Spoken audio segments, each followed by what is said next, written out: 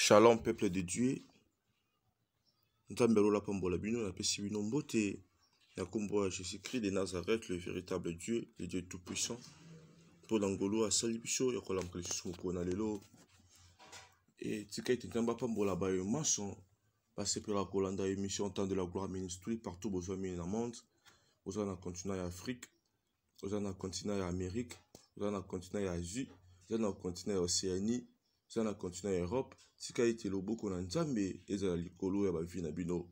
C'est toujours moi votre humble frère, le frère Jonathan Kiani, prédicateur de la bonne nouvelle de Dieu, l'un des serviteurs de Dieu dans le ministère temps de la gloire, ainsi que dans l'église centre missionnaire Antioche Sema, où est Kamami et papa na biso Jérôme Kokila, si été Nzambe alola apambola basali na Nzambe nyonso o basalana pona biso, bato balakisa biso ko tanga maloba ya Nzambe. Bato bazala lokola papa pona biso ya kosuka biso na makambo ya Nzambe wana mon évangéliste Lando Kosi na mona baza vraiment bien donc kokotanga nyonso te bisika bozali Nzambe alola apambola bino. Thème ya exhortation et tongo le ezali les choix na lingala maponami. J'aimerais qu'on puisse prier avant notre prédication. Tendre Père, te péché, merci, toi que le maître des temps de toutes circonstances. Merci de nous permettre tous à la liste sélectionnée parmi les vivants. Et puis en bonne santé, si tu as été le coup de moment de l'usine et pas yo, que l'ingénieur malowana yo, c'est l'anga puissamment afin que le peuple soit édifié, et quand on l'a au nom de Jésus-Christ de Nazareth, kolo bana nzambe o bakoka matea oyo, nangonga oyo tope sima, bazala délivrer na ba problème na bango, pambate comment na komi, ba bela ki na pasi na bango, otinaki lo ba pe lo bekangola ki. C'est qu'il loba tongo le pe sa vie na moto nyonso akoyoka yango au nom de Jésus-Christ de Nazareth que le véritable Dieu que j'ai ainsi prié. Amen. Merci bandeko. Dans le bas qui t'aime mais les choix na lingala maponami. Tonto le bela les choix. Tous en a deux aspects à choix. Tous en a aspect spirituel ainsi que aspect physique bien aimé. Mais avant tout, on va définir un choix. Choix est allié action de choisir. Choix est appelé sous pouvoir ou faculté de choisir. Choix est allié sous préférence accordée à une personne ou à une chose. Et bon, on a deux aspects à choix. Donc, on a premier aspect, les aspects moraux spirituels. Deuxième aspect, les aspects moraux physiques, bien aimé. Spirituellement, il y a certaines personnes qui ont commis la maturité. À mon qu'il faut pour spirituellement ceux qui accusent la nan. Mais je vais pour la bango passer la satana puis je vais passer la nzambe. Na kati ya satana misu balaba magicien, misu balaba sorcier, misu bazaba occultiste, misu balaba franc-maçon, misu balaba rosicrucien. Donc tout le monde a makambo na nyonso eza na kati ya molimo mais na ngambo ya mabe na ngambo ya molili to na ngambo ya satana. Et bon, nous avons battu au bandima conseil la nzambe, bandima Jésus-Christ de Nazareth, le quoi babiso oyo, et puis le quoi nous la nangai, ya conseil le véritable Dieu Jésus-Christ de Nazareth. Tout ça peut qu'à l'aspect spirituel, mais l'aspect positif, pas battu nous avons choisi le véritable Dieu. Et bon, deuxième aspect, et l'aspect physique, l'aspect physique, tout le monde a mon tour, avec choisir peu option sur qui attend. L'aspect physique, tout le monde a mon tour. Mokolo nyonso il faut ponanga elamba oya sengeli alata l'aspect physique to mona moto ifia pona style de vie na ye wala swali nga okata masuki akati suki atiki bandefu ebele muswa kata ye zéro faute muswa longole bandefu nyonso to mona moto akoma pe na posa ya kobala akopona mobali to pe mwasi nyonso wana eza na kati ya aspect autolobi aspect physique. Bien aimé, la vie est l'ensemble de choix et de décisions. Parce que chaque jour dans notre vie, nous faisons un choix et nous décidons de ces choix-là. C'est déjà un choix. C'est déjà un choix. Ce qui opponi yango et puis au décider qu'on y a yango. Toujours on a que choix et tambola kaka na décision. Yango na lingaki na yebisa ndeko moko na tongo lelo na lingana yebisa papa moko na tongo lelo na lingana yebisa ndeko mwasi ndeko mobali.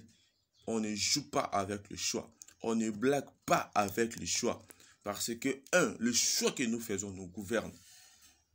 Bien aimé, ce qui me bat là, moi aussi, Azaka vraiment très doux. Azo proposé moi aussi amour, qui n'a pas caillou, n'a pas poussé au bas là yo, n'a pas vent, n'a pas vivre na yo.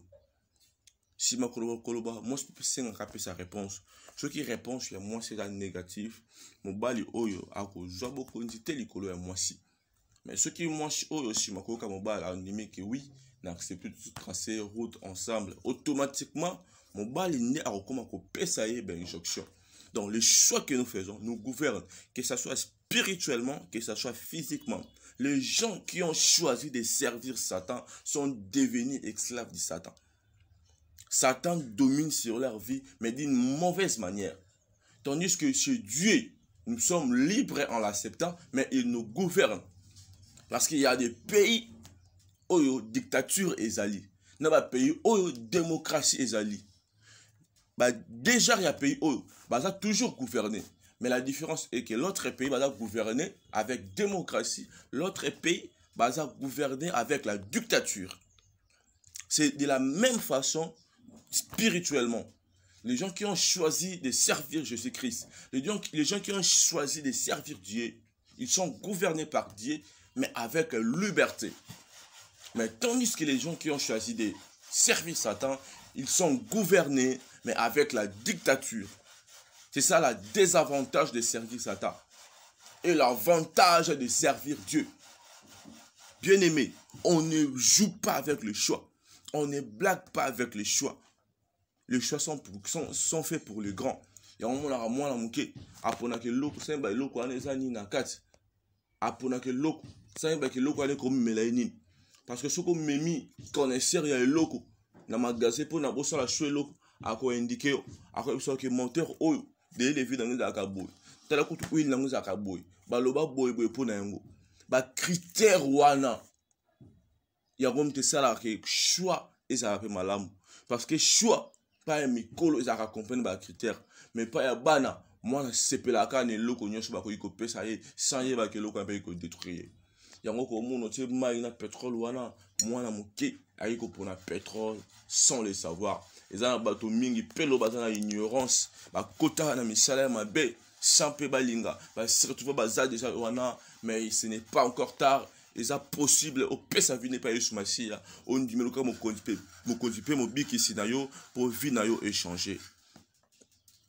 Bien aimé, on ne joue pas avec le choix parce que les choix nous caractérisent. Nous caractérisent. Je peux savoir moto fort mais mon gobo est bien aimé. Ceux qui moto animent la vie naïe comme un policier animent librement. À côté de la police, bon comment bien les policiers. Alors comment bien un caractère il y a des policiers pour que à ça la mosala ya police malamu. Ceux qui moto animent comme un maçon, animent comme un jardinier, animent comme un électricien. Il faut avoir un caractère, il y a un loco oya poni pour que asala yango malam. J'aimerais qu'on puisse lire la parole de Dieu dans le livre de Deutéronome, chapitre 30, verset 15. Je lis au nom de Jésus. La Bible dit ceci: vois, je mets aujourd'hui devant toi la vie et le bien, la mort et le mal. Bien-aimé, eux ali nzambe azoloba na bana Israël mona natie lelo liboso na yo bomoi pe kufa ya malamu pe ya mabe. Bon soko kiti na se nzambe azo conseiller moto apona eloko ya malamu. Chez notre Dieu, la dictature n'existait pas. Nzambe la biso aya nzambe alingaka kimia. A tuni mutu question. Ma pespe déjà mutu na réponse. Parce que choué nzambe ezala ke bana na nzambe tozala malamu. Bien aimé, na côté ndeko o kotaki na kinganga, o kotaki na misala ya satana. okutaki na kindoki okuteli makambo nyonso ya mabe Yesu Masiya azobenga yo tala tie nzela liboso na yo ya bomoi pe ya malamu ya liwa pe ya mabe yo moko pona me nzambe alola azoconseille epai na yo opona nzela ya bomoi pe ya malamu otika nzela ya mabe pamba te soki ozotambola na nzela ya bomoi okorespecte bacommandement ya Christ epuis nzambe alola kopambola yo pe royaume de cieux kozala mpona yo tika ki magicien tika occultisme tika idolâtrie tika sorcellerie tika magie tika franc-maçon tika rose croix tika bavaudour makambo nyonso ya mabe oyo mikotisa kati na yango tika mafinga tika kotonga fais un choix bien aimé ndima Yesu Masiya bana nzambe bayi kovanda te esika makelele ezali parce que soki otangi na Genèse chapitre 13 verset 7 à 12 Abraham sage qu'il était amonaki ye na ndeko na ye Lot baza na problème te mais batravailleur bakomaki kokotisa baproblème entre bango Abraham ayebisaki Lot apona soki yaki na gauche akomaki na droite soki yaki na droite akomaki na gauche séparation eza division te il y a certaines choses il faut que tout se séparer na yango tout se séparer na yango yokomona même mobali atikaka ndako na ye akabwana akomi divisé na famille na ye te mais on se séparer na famille physiquement parfois po ekosangana monsi na ye bakoma eloko moko po basala pe foyer na bango. La séparation n'est pas mauvaise, c'est la division qui est mauvaise. Tu peux être loin d'une personne, ce qui nécessite ezali, c'est ça être un enfant de Dieu. Ce qui au vandi, au monde bisika, batu ba osala makamala muté, et de pesa nyame le muté, aujourd'hui tant que soit bon bateau changer té, mais c'est séparé na bateau le lingo. Celui qui fréquente les sages devient sage, bien-aimé. Dis-moi qui tu fréquentes, je te dirai qui tu es. Tu dois maintenant faire un choix pour ta vie. Et ça va tout le monde parce que ça la choix option ma B.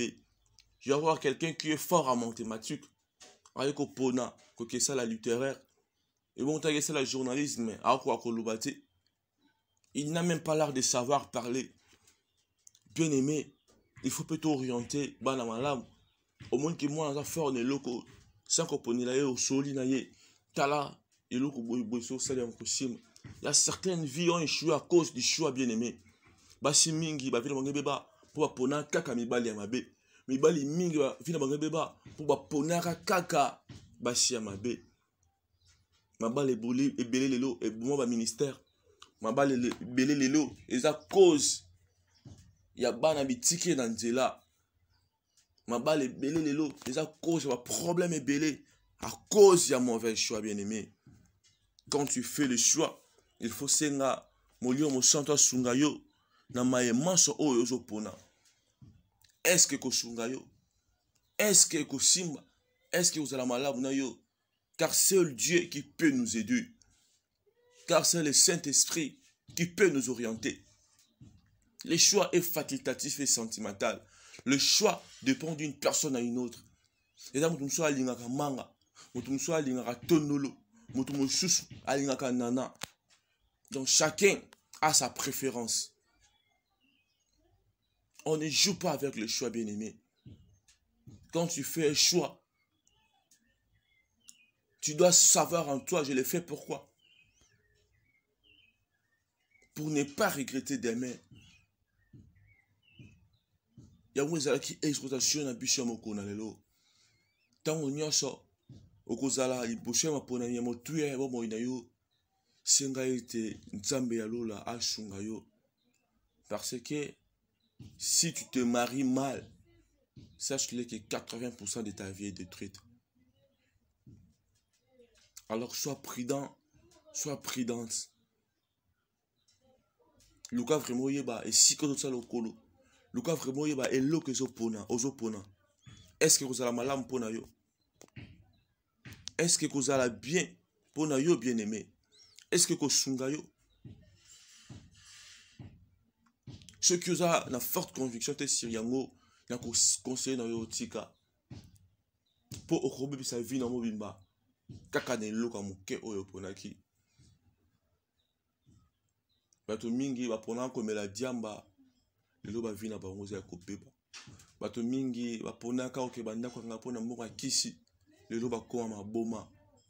Bato mingi baponaki toki kogumemela bikeko lelo bamon esila na yango.